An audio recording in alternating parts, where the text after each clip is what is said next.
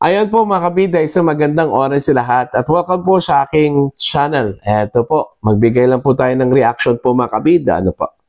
Nakatakdang ihahain po ngayong araw po mga kabida, no? Ito hong contempt petition, ano po? Diyan po sa Korte Suprema mga kabida, ano po?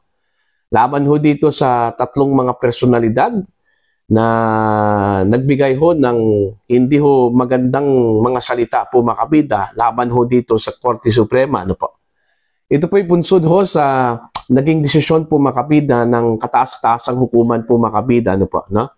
Sa articles of impeachment laban ho kay Vice President Sara Duterte kung saan po ay idineklara po nilang unconstitutional po o labag sa saligang batas po mga kabida. Ano po? Ito pong inihain po ng House of Representatives na reklamo laban ho kay VP Sara dyan po sa Senado. Ano po mga kabida? Okay? Now, sino-sino po itong mga personalidad na kakasuhan po for indirect contempt dyan po sa Korte Suprema? Ito po ay kinabibilangan po mga kabida ni Akbayan Representative Percy Sardania, Richard Heyderian at ito pong si dating abogado na nadisbar po mga kabida, Larry Gadon, dahil sa kanilang mabibigat at malainsultong mga pahayag, laban po sa Korte Suprema po mga kabida. Okay, babasahin ko lang po itong balita, article po ng ang balita ngayon, breaking, ayan. Contempt case versus Sardania at Heyderian. Kumpirmadong ihahain bukas Miyerkules sa Korte Suprema. Ang ibig sabihin, kahapon pa kasi itong article na ito. So ngayong araw po, ihahain po mga kabida ito pong contempt case. Isang petisyon para sa indirect contempt ang ihahain sa Korte Suprema ng Pilipinas laban kina Representative Percy Sardania ng Akbayan Party List at Professor Richard Heyderian dahil sa umano sa mga pahayag nilang bumabatikos sa kataas-taasang hukuman. Ayon sa mga abogado, ang mga salitang ginamit ng dalawa ay maaaring makasira sa kredibilidad ng institusyon, kabilang na ang pagtawag sa Korte Suprema bilang Supreme Cuddler ni Vice President Sara Duterte. Isang paratang na itinuturing na mapanira at hindi katanggap-tanggap sa ilalim ng batas. Ang petisyon ay ihahain ni Attorney Mark Christopher Tolentino at Attorney Rolex Suplico kasama ang mga miyembro ng Citizens Crime Watch, Duterte Youth, Concerned Lawyers for Judicial Integrity, DDS supporters at DDS Sara All Confederation. Ang paghahain ng kaso ay gaganapin sa Miyerkules ngayong araw, July 30, 2025, ganap ng alas 9 ng umaga sa Supreme Court na Padre Faura, Maynila at mauuna nito ang isang simbolikong rally sa Liwasang Bonifacio ng 8 a.m. Inaanyayahan ang mga miyembro ng media na dumalo at mag-cover ng rally, filing ng petition at press statement ng mga abogado. Magkakaroon din ng pagkakataon para sa interview pagkatapos ng filing. Ayan. So dito po, naisulat po itong article mga kabida kagabi.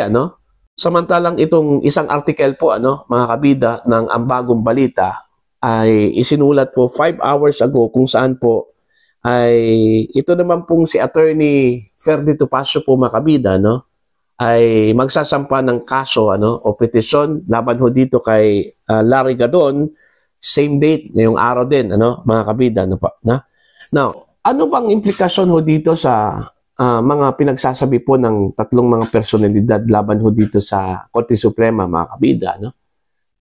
Actually kung babasahin mo yung kanila pong mga sinabi po mga kabida, mga matitindi po ito at hindi ho dapat na sasabihin po laban po dito sa mga maestrado po ng Korte Suprema. Mantakin mo, tawagin mong Supreme Cuddler, tawagin mong tuta. Ayan mga kabida, di ba? bastusan na po yan. Ano?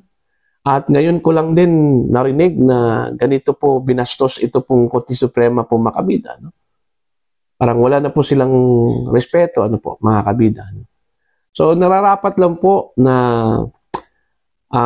bigyan po ng disciplinary action ito pong mga taong ito, ano po. Lalong-lalo na po, ito pong si Gadon, ano. Siguro may axe to grind kasi itong si Gadon po makabida, no, sa Korte Suprema dahil sa pag-disbar po sa kanya. Tinanggalan po ng lisensya po ito mga kabida, ano po, ng Korte Suprema, ano po, no. While ito pong si Sir Danya, progressive po ito, ano. Walang kinikilalang ano po ito Korte Suprema po makabida. Hindi po iginalang ang Korte Suprema ho dito, ano po, no? Dapat maghunos dili po sila, magsalita, no? Hindi po ito katulad po ng mga ibang institusyon po makabida na pwede ho tayong bumabalahura na lang po, ano, sa mga institusyon po ng gobyerno, ano? Okay? Iba itong Korte Suprema, dapat magbigay ho tayo ng galang ho dito, ano? Whether we like it or not, yung kanila pong mga desisyon po dyan, ano? Kasi Korte Suprema yan, pinakamataas na hukuman po, ano, ng bansa. Gaya ng sinabi po mga kabida, no, ni Attorney Sal Panelo, ano po, no? Na kahit hindi po natin gusto yung desisyon po ng Korte Suprema, kahit na sa tingin po natin mga kabida, mali ang naging desisyon po ng Korte Suprema, no? Tatanggapin po natin yan. Kasi sila lang po yung binigyan po ng otoridad po mga kabida ng konstitusyon, ano? Para ho mag-interpret po sa ating mga batas sa Pilipinas, including sa ating saligang batas, ano? Okay? Wala na pong iba, mga kabida, ano? So, respetuhin po natin yan. Okay? Kahit na labag sa atin, ano? Yung kanila pong desisyon. Kasi sila lang yung may kapangyarihan po, mga kabida, para ho mag-render po ng desisyon. Okay? Lalong-lalo na po when it comes to question of laws, ano? Pagdating ho sa mga tanong patungkol ho sa mga batas. Okay? 15 man po yan, mga kabida. 15 po. So, yung 15 po, mga kabida, isa-isa po, mga kabida, binigyan po yan ng karapatan para magdesisyon, ano? At yung kanilang desisyon po, mga kabida, as en banc, ano? Wala na pong pwedeng sumalungat po dyan, ano? Mga kabida. Okay? Although pwede ho tayong umapila, ano? For motion for reconsideration, pero hindi ibig sabihin na pwede na po nating diktahan yan sila kung ano yung dapat i-render po na desisyon po mga kabida, no?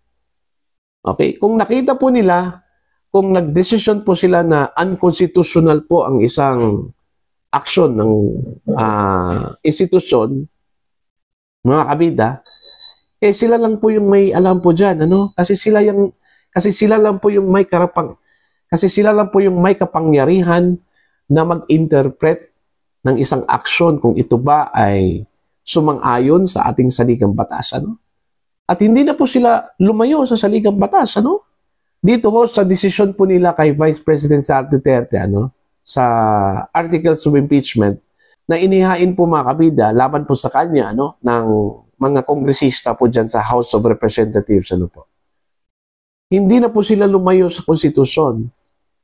They decided the complaint, ano, within the bounds of the Constitution. Okay? At hindi po sila pwedeng sumobra po dun sa konstitusyon po mga kabida, no?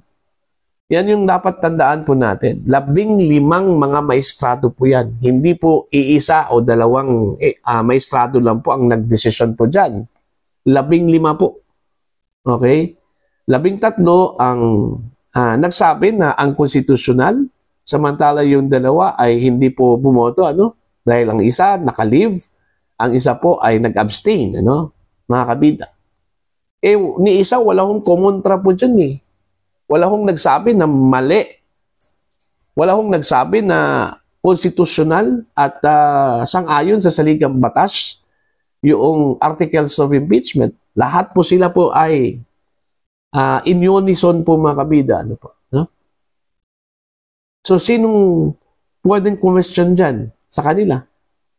At kung sakali ho, saan po natin isasampa po ang question po natin mga kabida laban ho dito sa desisyon po ng Korte Suprema? Isa sa Korte Suprema pa rin. Diba? Meron man pong legal remedy po after sa desisyon po ng SC, ano? Pwede ho tayong maghain po ng motion for reconsideration. Yung mga medyo alanganin at diskumpiyado po sa desisyon po ng SC, ano? Pwede ho silang maghain po ng motion for reconsideration, ano? Para po balik na rin ito pong naging desisyon po ng Korte Suprema, mga kabida. Yun yung tanging paraan lang po para mabaliktad, kung mabaliktad po, ano? Kasi ang sabi po ng ilang mga legal experts, malabo na po yan, ano? Pag ganun na unanimous po yung desisyon po mga kabida, malabo na po daw yan, ano? Mga kabida. Sayang lang po yung effort, ano? Na maghain ka po ng motion for reconsideration na alam nyo na malabo po yung mabaliktad ito pong desisyon po ng SC. Laban po dito sa articles of impeachment po mga kabida. So, moral lesson po dyan, ano, kahit na po anong desisyon po ng SC, ano, dapat igalang po natin yan. Kagaya ho ng sinabi po ni Senator Chis Escudero, ano, na since nagsalita na po ang Korte Suprema, wala pong magagawa ito pong impeachment court, ano, kundi igalang po ang Korte Suprema. Considering, kung tutusin po, hindi po sila pwedeng pakialaman po ng Korte Suprema, no? Meron po silang sariling mandato na binigay po ang konstitusyon po sa kanila, no? Pwede rin nilang ituloy yan, ano? Itong impeachment trial po ni VP Sara po mga kabida, ano po? Despite ho dito sa decision po ng SC, ano?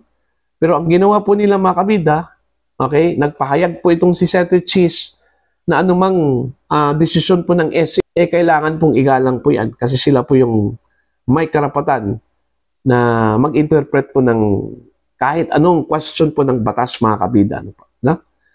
So, yun lang po, ano, para po sa inyo, ano po ang inyong pananaw dito, ano? Dito ho sa paghain po, dito po sa paghain po mga kabida, ano, ng indirect contempt petition, ano po, laban ho dito sa tatlong mga personalidad na bumabalahura po mga kabida, ano po, no, sa Korte Suprema, sa imahe po ng Korte Suprema, ano po, no? Please comment down. Sa mga hindi pa po subscribers sa akin channel, please subscribe. Just click the subscribe button, click the notification bell, click all para updated po kayo mga kabida sa aking mga uploads. Maraming salamat po sa inyo lahat.